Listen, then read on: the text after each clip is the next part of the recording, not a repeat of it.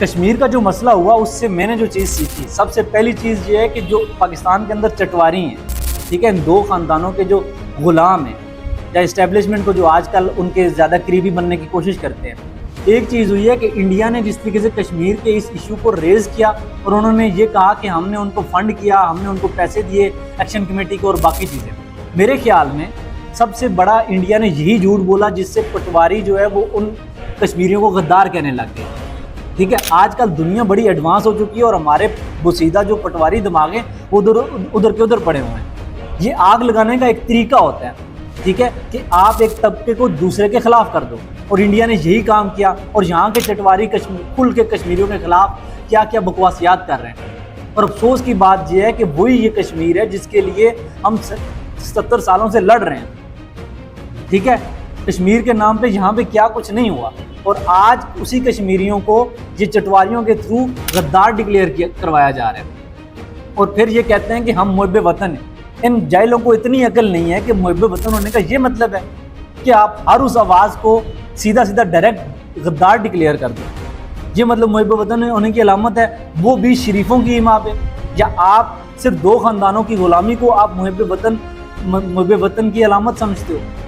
کوئی تھوڑی بہت سین وائسز بھی ہوتی ہیں یا کوئی عقل کی بندہ بات بھی کر دیتا ہے کہ بھائی آج کل کے دور میں بڑی ایڈوانس لوگوں کی بڑی تگڑی سوچ ہے۔ اسی طریقے سے انڈیا جو ہے ہمیشہ یہی کام کرتا ہے،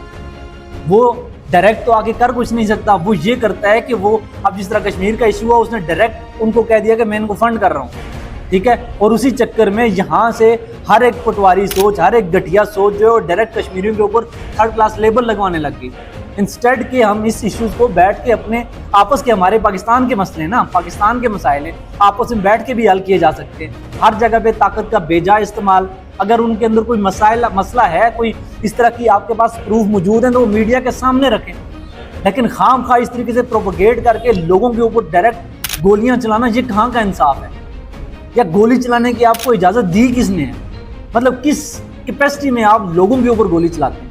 آپ نے یہ تقریباً اس 4 سالوں کے اندر جتنی لوگوں کے اوپر ظلم کیا، جس طریقے سے ڈائریکٹ گولی کا استعمال کیا،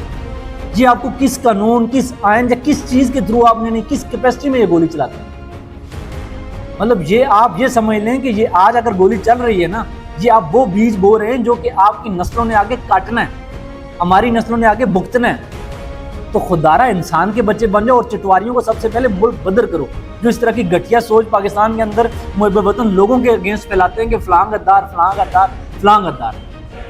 غداری کا کیا مطلب آپ کا مائنڈ سیٹ کیا ہے؟ غدار تو وہ لوگ ہیں جو کہ پاکستان کو نقصان پہنچا رہے ہیں معاشی طور پہ۔